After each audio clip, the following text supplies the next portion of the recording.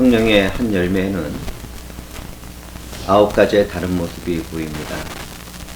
우리는 먼저 주의 성령의 열매 중에서 사랑과 실학과 평강에 대해서 말씀을 나누었습니다. 그 말씀을 잠시 기억해 보도록 하겠습니다. 진리이신 예수 그리스도 안에서 살아가는 우리의 삶에서 사랑이 없다면 그 사랑은 거짓입니다.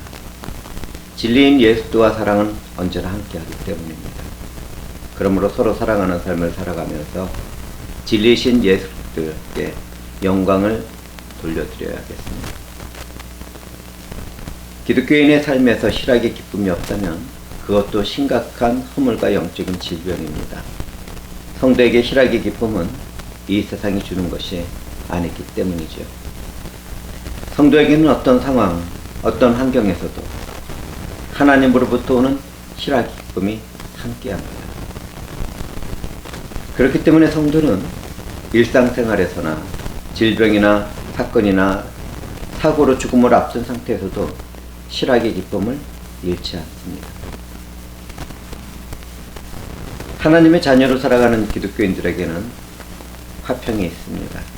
화평을 누리는 사람들에게는 악이 없지요. 때로는 어떤 일에 대하여 불같이 화를 낸다 하더라도 화평을 누리는 사람들은 결국 용서하고 이해하며 주 하나님으로부터 오는 사랑을 나누는 삶을 살아갑니다. 주 하나님의 성령에 의하여 어떤 환경에서나 어떤 일에서나 마음의 평강을 누리는 사람들은 정말 복된 것입니다. 오늘은 또 다른 모습의 성령의 열매인 오래 참음과 자비와 양선에 대하여 함께 말씀을 나누게 될 것입니다. 오늘 설교가 저희 삶에서 먼저 적용되기를 저는 소망해 보고요. 그 전에 저는 회중들에게 부활의 신앙을 소유하기를 다시 한번 권면드리려고 합니다. 우리 모두는 한번 태어난 그 모습 그대로 인격적인 삶을 살아가다가 반드시 죽게 됩니다. 주님이 다시 오시지 않는 한 모든 사람들은 한 번은 죽게 됩니다. 개인적으로 죽음에 이르게 되면 육체는 땅에 묻히거나 태워지게 되고 영은 천국의 상태나 지옥의 상태에 머물게 됩니다. 예수 그리스도를 믿는 사람들은 영적으로 천국의 삶을 살아가게 되고 믿지 않는 사람들은 지옥의 상태에서 머물게 되는 것입니다. 그것을 우리는 중간지대라고 부르는데요. 그러나 그 일에도 끝날은 있게 됩니다. 사람이 개인적으로 죽는다고 해서 모든 것이 끝난다고 많은 사람들이 알고 있는데 그렇지 않습니다. 우리들의 삶은 영원히 끝나지 않습니다. 하나님의 때에 우리 주 예수 그리스도께서 재림하시면 죽었던 육체는 다시 살아나고 영혼은 그 육체에 들어가서 완벽한 인격체가 됩니다. 지금 현재 인격적으로 살아가고 있는 우리 모습 그대로 재탄생되는 것입니다. 그때 우리는 그 전에 살았던 모든 것을 기억하고 알겠지만 사랑으로 완전하게 된 새로운 삶을 살아가게 되죠. 그 전에 부부였던 사람들이 서로 남편과 아내였다는 것은 알지만 그런 상태로 살아가지는 않습니다. 자녀와 부모 간에도 그렇고 시부모와 또 친부모와도 그렇습니다. 완전하게 새로운 삶을 살아가는 그날이 반드시 이루어진다는 것을 알면 좋겠고요. 예수 그리스도 안에서 새롭게 된 사람들은 다시는 슬픔이나 아픔이나 질병이나 재난이나 죽음도 없는 사랑과 실학과 평강을 누리는 탁월하고 완전한 삶을 살아가게 됩니다. 이런 소망을 품고 살아간다면 내 삶의 모든 영역에서 오래 참고 자비와 선을 베풀며 살아가야 하지 않겠습니까? 그날을 바라보면서 말이죠.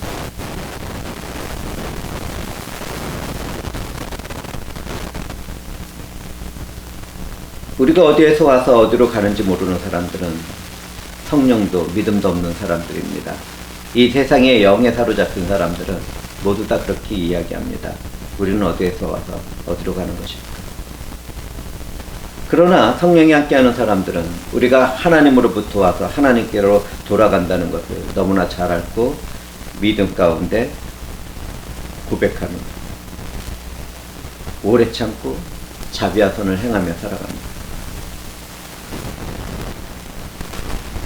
오래 참는다는 것은 두 글자로 인내하는 것입니다. 참고 인내하는 사람들은 쉽게 분을 내거나 다투는 삶을 살아가지 않습니다. 대신 일상의 삶에서 사랑의 수고를 나눕니다. 사랑은 달콤한 것이 아니라고 저는 자주 말씀을 드리죠. 영화에서 보는 것 같이 육체적인 사랑은 쾌락도 있고 달콤한 것 같지만 신적인 사랑을 품은 그 우리들의 사랑은 그러한 단계를 넘어서서 수고가 있는 희생과 섬김의 사랑을 품고 살아갑니다.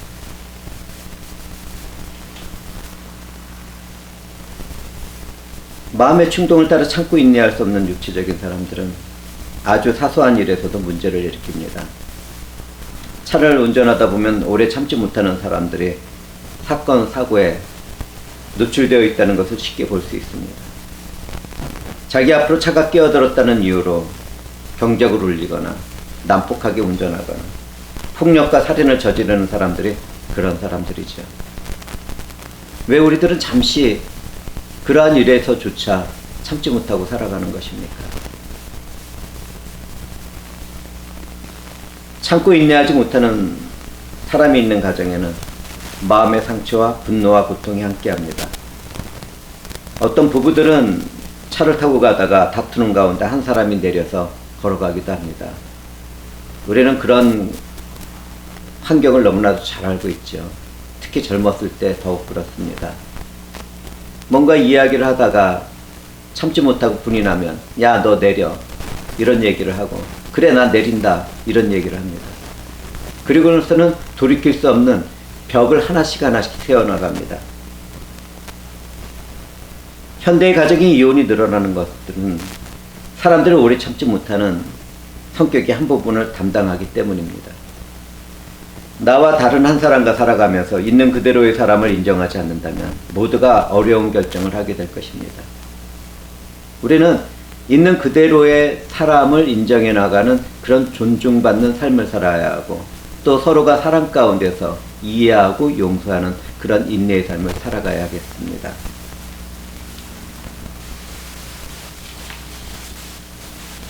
성도들은 나를 향하여 오래 참으신 예수 그리스도의 사랑을 품고 인내의 삶을 살아가는 하나님의 자녀들입니다.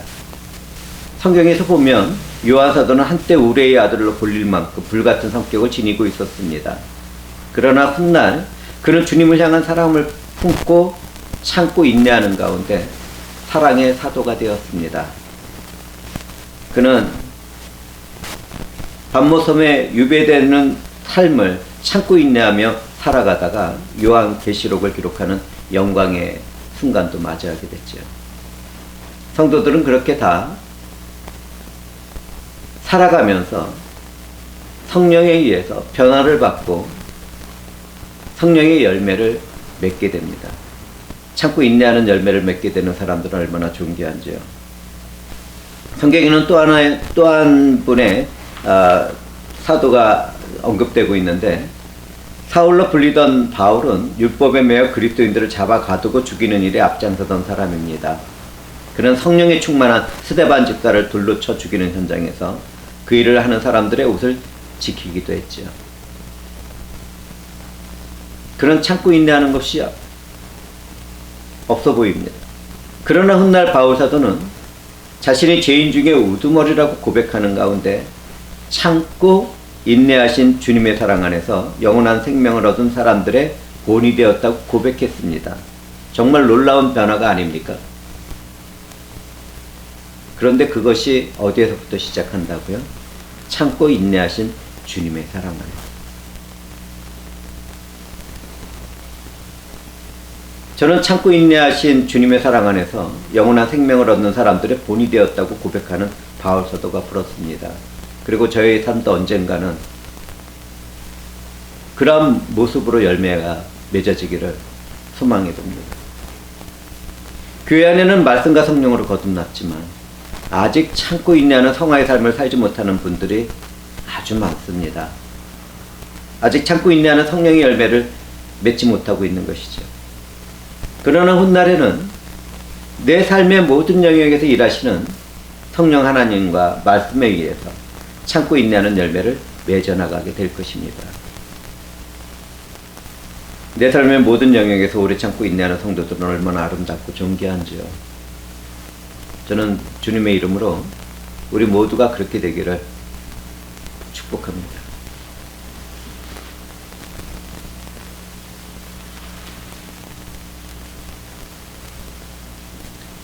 실화를 바탕으로 만들어진 어떤 영화에서 폭력을 가하는 악인에게 자비를 베풀어 달라고 말하는 사람들을 볼 때가 있습니다. 우리는 다른 사람들이나 나에게 선함을 바라는 생각을 갖게 되었을 때 자비롭다고 말을 합니다. 자비의 사전적인 의미는 어려운 상황에 빠진 사람들을 사랑하며 불쌍하게 여기는 것입니다. 세상은 때때로 불의하고 고통스러운 일들을 만들어냅니다. 정말 많이 만들어내죠. 힘 있는 자들 중에는 연약하고 불쌍한 사람들에게 언어폭력이나 착취를 하기 때문입니다. 특히 이런 일들은 정신적으로 미숙한 청소년 때에 자주 발생합니다. 그렇기 때문에 어떤 청년들은 소외된 삶을 살아가게 되죠. 자비가 없는 이 세상에 영을 품은 사람들은 얼마나 악하고 더럽고 추잡한지요. 얼마나 미숙한지요.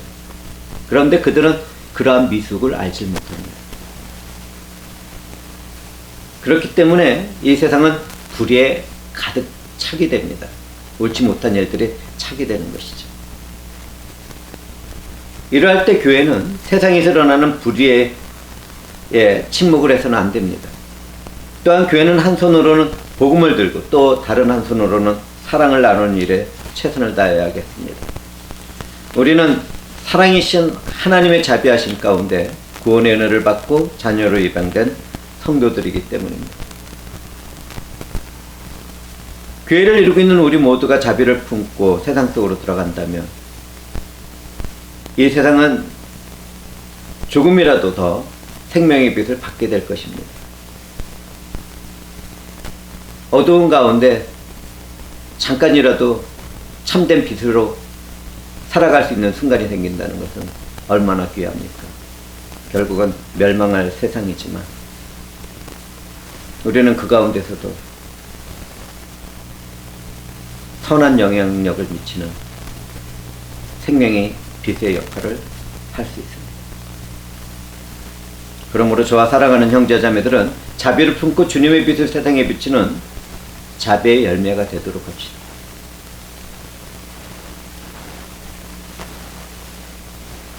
오늘 또 하나의 성령의 열매의 모습은 양선입니다. 양선은 내가 바라는 선을 다른 사람들에게 행동하는 것입니다. 내가 섬기는 사람들이 잘 되기를 원하는 마음을 품고 행동하는 것이 양선입니다. 우리 주 예수 그리스도는 내가 대접을 받고 싶은 대로 다른 사람을 대접하라고 가르쳐 주셨습니다.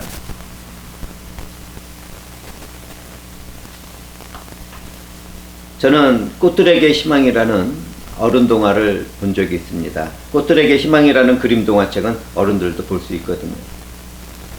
그 글에는 애벌레가 나비가 되어가는 과정의 아름다운 그림 언어로 채워져 있습니다. 그 책의 한 부분에는 애벌레들이 다른 애벌레들을 짓밟고 정상에 올라가려는 세상의 모습이 그려져 있습니다. 죽음뿐인 정상을 향하여 올라가는 그들이 얼마나 비참한지. 죽음뿐인 정상을 향하는 그곳에는 다른 대상을 선하게 대하는 법이 없습니다. 오직 밟고 또 밟고 더 심차게 올라갈 뿐입니다. 허물과 죄악에 빠져있는 어두운 세상을 어떻게 그를 표현하고 있는지 정말 놀라울 뿐입니다. 그러나 한 곳에서는 오래 참고 인내하는 가운데 꼬치에서 해방된 나비가 선을 행하려고 그 애벌레 사이로 날아옵니다.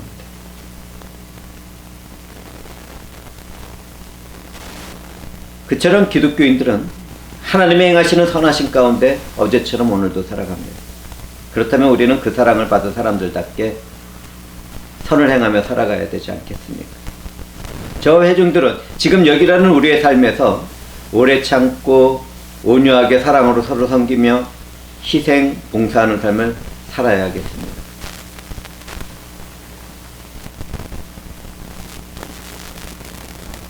우리는 지금 성도들이 사랑을 나누며 실학과 화평과 오래 참음과 자비와 양성을 소유한 삶을 살아가야 한다는 것을 말씀으로 나누고 있습니다. 여기에서 저는 질문을 드려봅니다.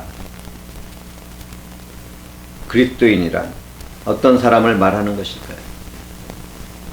저는 그리스도인을 그리스도와 함께 십자가에 못 박히고 부활한 회개하는 믿음의 소유자라고 말하고 싶습니다.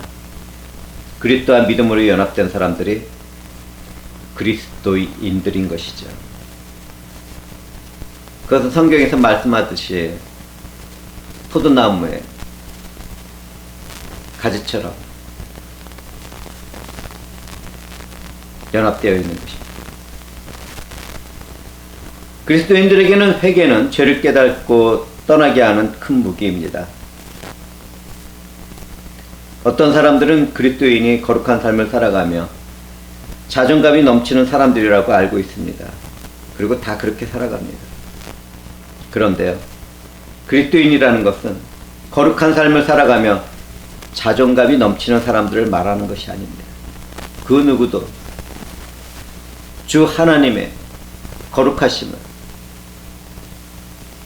흉내낼 수 없습니다. 다만 영적으로 늘 깨어 있어서 자신의 삶을 살아보며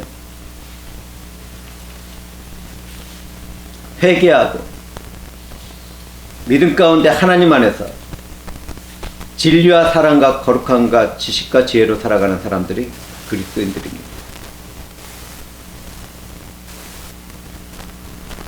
그 차이를 깨닫게 된다면 우리들의 삶은 조금 더 다른 모습을 보일 수 있겠죠.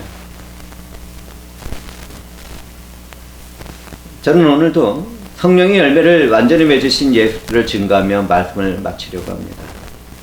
인간의 역사 가운데서는 성령의 열매가 익어서 완전하고 탁월하게 된 한 사람이 있습니다. 그분은 하나님의 아들로서 이 땅에 오신 나사렛 예수입니다. 나사렛 예수는 그리스도를 멸시하고 조롱하기 위해서 불려진 이름이죠.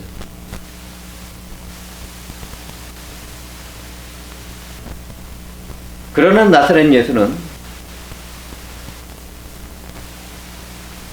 자신을 미워하고 멸시하고 죽였던 원수들을 위하여 십자가 위에서 목숨을 내놓았습니다. 예수 그리스도는 십자가 위에서 우리를 향한 하나님의 공의와 사랑을 완성했지. 누구든지 예수 그리스도를 믿게 된다면 죄와 사망의 노예에서 해방됩니다. 은혜로 얻은 참된 자유 가운데 하나님의 사랑과 선 안에서 하나님의 자녀의 삶을 살아가게 됩니다. 우리는 그렇게 예수 그리스도라는 포도나무에 접붙여진 나무 가지들입니다. 예수 그리스도를 떠나서는 아무것도 아닌 사람들인 것이죠. 예수 그리스도 안에서 머무는 사람들에게는 자신의 삶에서 성령의 열매가 맺혀 나가는데 그러한 열매들이 내 삶에서 나타나고 있는지 우리는 스스로를 살펴보아야 하겠습니다.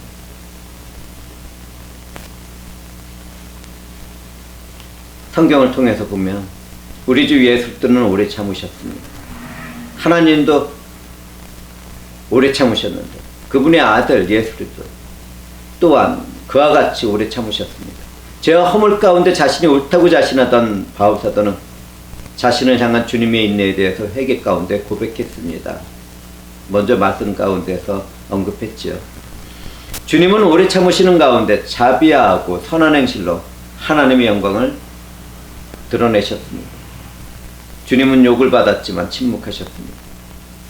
그처럼 우리도 예수와 연합된 삶을 살아가며 오래 참는 성령의 열매를 맺어야 하겠습니다.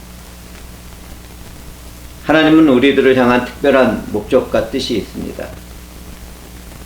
그것은 아버지의 공의와 사랑을 탁월하고 완전하게 순종하신 예수들을 닮아가며 그분의 자녀가 되도록 하는 것입니다. 하나님은 우리를 성령의 열매를 맺으며 살아가도록 구원하신 것이죠. 우리가 살아가는 이 모든 세상을 창조하시기 전 선지하신 예수 그리스도 안에서 하나님께서 미리 우리와 우리의 삶을 정하셨습니다.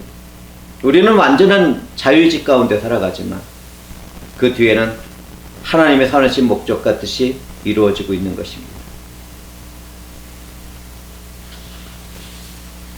이러한 신비를 완전하게 알게 되는 그날이 우리들에게 임하기를 저는 소망해 봅니다. 말씀으로 이러한 신비를 부분적으로 깨닫는다는 것은 얼마나 복된지요. 예수 안에서 열매를 맺으며 살아가는 우리 모두는 하나님의 선하신 뜻과 목적대로 영광에서 영광에 이르게 될 것입니다.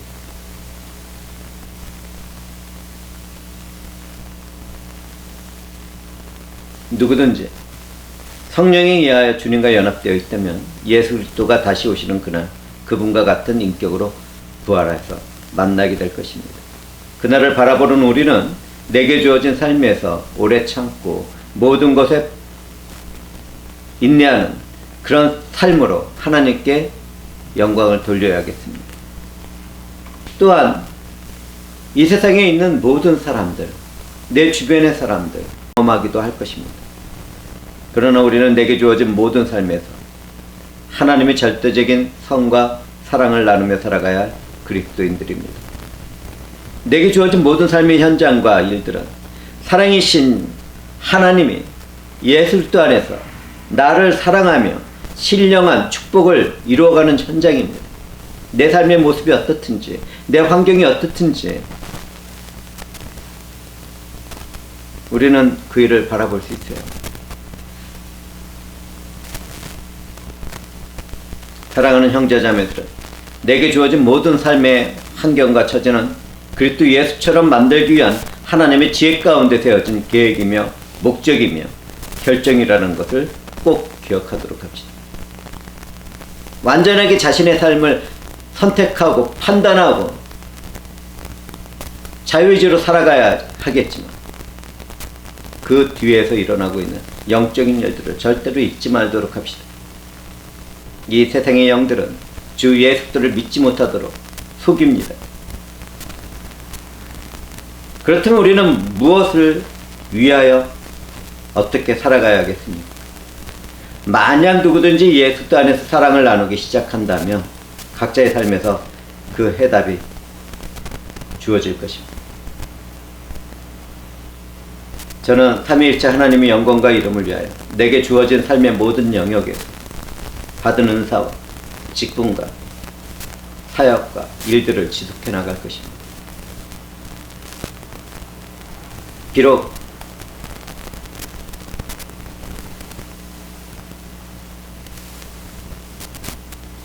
무화과 나무 열매가 없고 외양간에 소가 없다 하더라도 그러한 일들이 내 삶에서 일어난다고 나는 주 하나님 그분만으로 희락의 기쁨을 누리고 사랑하며 평강을 누릴 것입니다. 내게 주어진 모든 삶에서 참고 인내하는 그런 삶을 추구해 나갈 것입니다. 또한 내가 살아가는 일상의 삶에서 만나게 되는 모든 생명체를 자비 가운데 선으로 바라보며 선을 행해 나갈 것입니다. 내 삶의 모든 것이 주님의 영광이 되기를 소망하며 그렇게 살아갈 것입니다. 사랑하는 형제와 자매들도 저와 같은 고백이 함께하는 삶을 살아가기를 주님의 이름으로 축복하며 말씀을 마치겠습니다. 주 하나님께서는 선하신 그분의 뜻을 말씀 안에서 살아가는 우리들에게 반드시 이루실 것입니다. 기도하겠습니다.